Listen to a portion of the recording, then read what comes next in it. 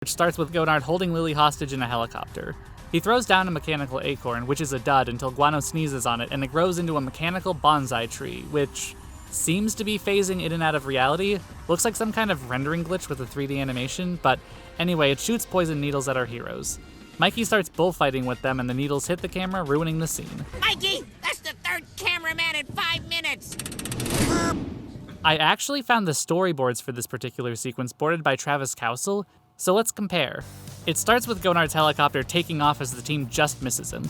We cut to a close-up of Lily crying for help before Gonard sticks a band-aid over her mouth to silence her. The final version begins with the helicopter already in motion and Lily is never silenced. Gonard laughs maniacally and circles his helicopter up a giant bonsai tree, which is omitted from the final episode entirely, and he pushes her out of the helicopter. And just look at these drawings. Holy cow, these poses, the perspective, the foreshortening, the breakdown of the actions, really amazing stuff here, I love this. She lands in the tree and Gonard tells the rest of Team Lilymoo to save her, but the tree is covered in poison needles.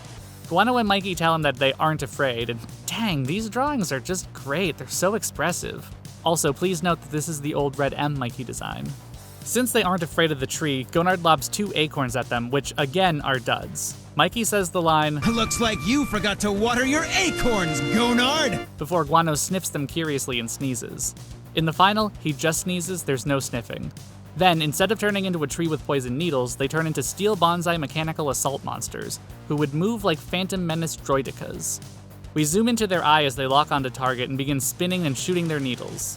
There's a split screen like in the final, but Guano hops from screen to screen, which is interesting because I could never tell if Mikey's arm crossing into Mitsuki's split screen was an animation mistake or an extremely subtle meta joke about how Mikey doesn't fit in with the anime show. And the fact that they were originally going to play with the split screen honestly just raises further questions.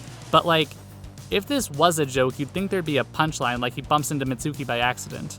Also, Mikey doesn't have this problem with any other split screen on the show, so animation mistake it is. Mikey grabs a manhole cover and defends Guano with it. Then it goes into a Matrix parody, because it was the mid-2000s, and if you weren't doing an homage to this scene from the Matrix, then you were dragged out onto the street and shot. In an homage to this scene from the Matrix. Mikey throws away the manhole, crushing Guano, and does his bullfight routine. The camera gets hit by needles, not in first person this time, and 2 crew members pop their head into frame. The end.